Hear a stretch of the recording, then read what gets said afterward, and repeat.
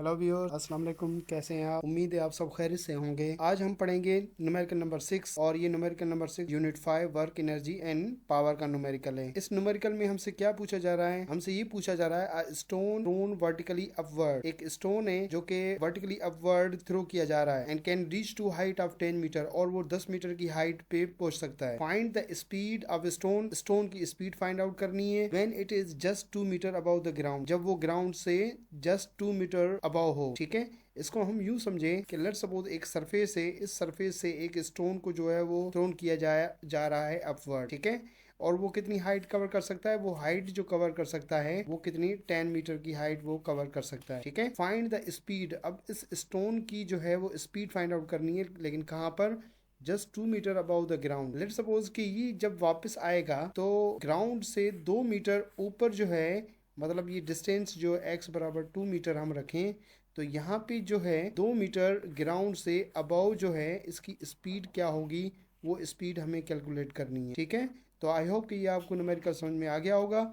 अब हम चलते हैं इसकी सॉल्यूशन पर। Stone is thrown vertically upward. ठीक है, अब हम चेक करेंगे इसकी डेटा क्या है सबसे पहले। ठीक है, एक स्टोन को वर्टिकली अपवर्ड थ्रो किया जा रहा है और वो किस हाइट पे जा सकता है? 10 मीटर की हाइट। मतलब अगर हम कहें कि ये अपवर्ड गया, ठीक है, और कितनी इसने हाइट कवर की? हाइट कवर की 10 मीटर। ठीक है, अब दोबारा जब ये वापस आएगा, find the speed of stone when it is just 2 metre above the ground. Ground से 2 मीटर जब ये ऊपर होगा ग्राउंड के से, तो उस 2 मीटर डिस्टेंस पर की स्पीड कितनी होगी वो हमें कैलकुलेट करनी है। तो हमें क्या कैलकुलेट करना है? एक स्पीड, ठीक, v कैलकुलेट करनी है, और हमारे पास जो है डिस्टेंस कितना है x, वो हमारे पास 2 मीटर है। तो हमें डेटा मिल गई। डेटा हमारे पास क्या हुई? हाइट जो है 10 मीटर, डिस्टेंस 2 मीटर, v जो है हमारे पास क्या है, कैलकुलेट हमें करनी है। अब इसको थोड़ा आप समझिएगा टेक्निकली कि जब आप स्टोन को अपवर्ड डायरेक्शन में थ्रो कर रहे हैं तो आप उसको सप्लाई कर रहे हैं काइनेटिक एनर्जी, लेकिन ये जैसे जैसे ऊपर जाएगा तो वो स्लो होता जाएगा, स्लो डाउन होता जाएगा।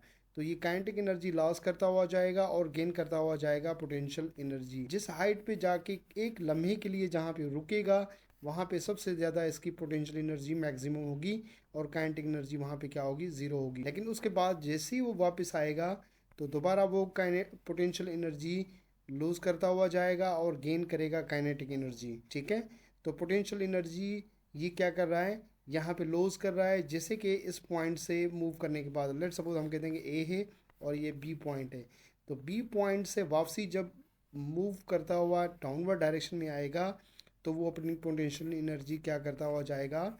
लॉस करता हुआ जाएगा, और गेन किस में करेगा? काइनेटिक एनर्जी को गेन करेगा। तो कंडीशन हमारे पास यही है कि पोटेंशियल एनर्जी लॉस करेगा तो गेन क्या करेगा? Kinetic energy.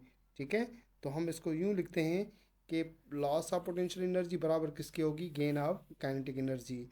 अब आप देखें कि सबसे पहले इसने हाइट कवर की h, ठीक है, 10 मीटर, लेकिन उसके बाद जब ये वापसी आएगा तो ग्राउंड से कितना ऊपर? 2 मीटर। हम कहते हैं कि ये डिस्टेंस जो है ग्राउंड से कितना है? ये 2 मीटर डिस्टेंस है।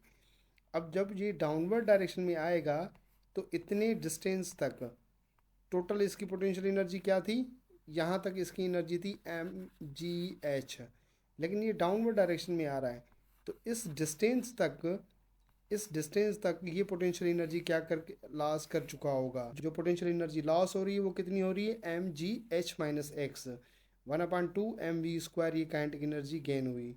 ओके, मास यहाँ पे भी कैंसिल कर सकते हैं, लेकिन आप अगर इसको इक्वल की इस साइड लेके जाओगे तो वो डिवाइड में आएगा, जैसे कि यहाँ पर। तो इस जगह पे आप मास को कैंसिल कर, ठीक है, ये टू डिवाइड में था, बराबर की दूसरी साइड गया तो वहाँ पे वो मल्टीप्लाई में आ गया।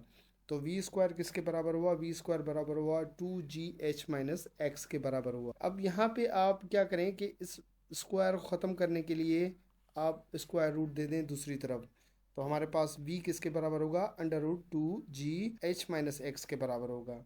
ओके, अब आप क्या करें कि वैल्यू पुट करें। जब हम वैल्यू पुट करेंगे तो हमारे पास ये 2 वही सेम।